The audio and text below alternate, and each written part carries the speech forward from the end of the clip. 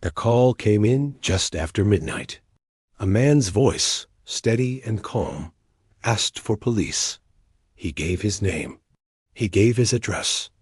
Then he said he had just killed someone. When officers arrived at the small rental house on the edge of town, he was sitting on the front steps with his hands folded in his lap. No blood on his clothes. No weapon nearby. Just silence. Inside, in the bedroom at the end of a narrow hallway, they found her.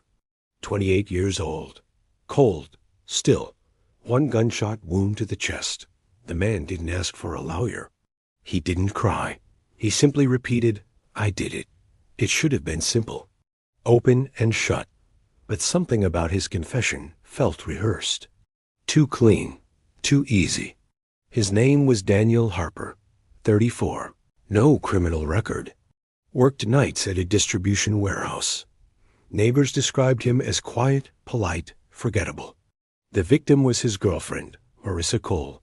They'd been together for 2 years. No history of domestic calls. No visible signs of struggle in the house. The gun was found in the kitchen trash, wiped down. Daniel said they argued. He said she threatened to leave. He said he lost control. The story had all the right pieces. Rage, regret, a tragic ending. Detectives wanted to believe it. The paperwork practically filled itself out. But the crime scene didn't cooperate. The bedroom showed no signs of a heated fight. No overturned furniture. No broken glass. Marissa's phone was charging on the nightstand. Her purse sat by the door, neatly placed. She had texted a friend less than an hour before her death, joking about a movie they planned to watch that weekend. There was no panic in her messages. No hint of fear. Daniel claimed he shot her during a screaming match. The neighbors heard nothing. Not a shout. Not a bang. Just the distant hum of traffic from the highway. During interrogation, Daniel remained composed. He described the argument in detail, but his emotions never matched the words. He said he grabbed the gun from the closet. Yet the closet showed no disturbance. He said Marissa lunged at him. Yet there were no defensive wounds on his arms. When pressed on the timeline, he hesitated. Small pauses. Tiny fractures in the story.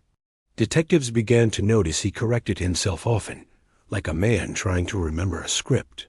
Then the autopsy report came back. The angle of the bullet told a different story. It entered slightly downward, as if fired by someone taller standing close. Daniel was 2 inches shorter than Marissa. He insisted they were face to face. The medical examiner disagreed. There were faint bruises on Marissa's wrists. Old bruises. Not from that night. And beneath her fingernails, skin cells that did not match Daniel. The case shifted quietly. Investigators pulled surveillance footage from a gas station 2 blocks away. At 11:42 p.m., less than 20 minutes before Daniel called 911, a dark SUV was seen turning onto their street. It didn't belong to Daniel. It didn't belong to Marissa. Phone records revealed Marissa had been in contact with someone repeatedly over the past month. A number saved under a woman's name. The number traced back to a man with a record for aggravated assault. An ex-boyfriend she once described as controlling, but in the past, when confronted with the new evidence, Daniel's composure cracked for the first time. Not in anger, in exhaustion. He put his head in his hands and whispered, "I thought it would be easier this way." He admitted he hadn't pulled the trigger. He said he came home and found her already dead. The back door was slightly open. He saw the SUV leaving. He recognized the driver. And he froze. He didn't chase. He didn't call for help. He stood there, staring at her body, feeling something collapse inside him. Why confess? Detectives pressed harder. Daniel said Marissa had been planning to testify against her ex for previous abuse. She was scared. He had promised to protect her.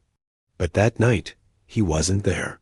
He believed if the ex went to prison for murder, it would drag Marissa's name through headlines, courtrooms, endless scrutiny.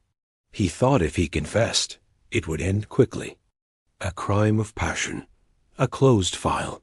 He would pay the price, and she would be remembered without scandal. But the darker truth was this. Daniel had known the ex was threatening her again. He had seen the messages. He had told her to ignore them. He underestimated the danger. When he found her body, guilt wrapped around him like a vice.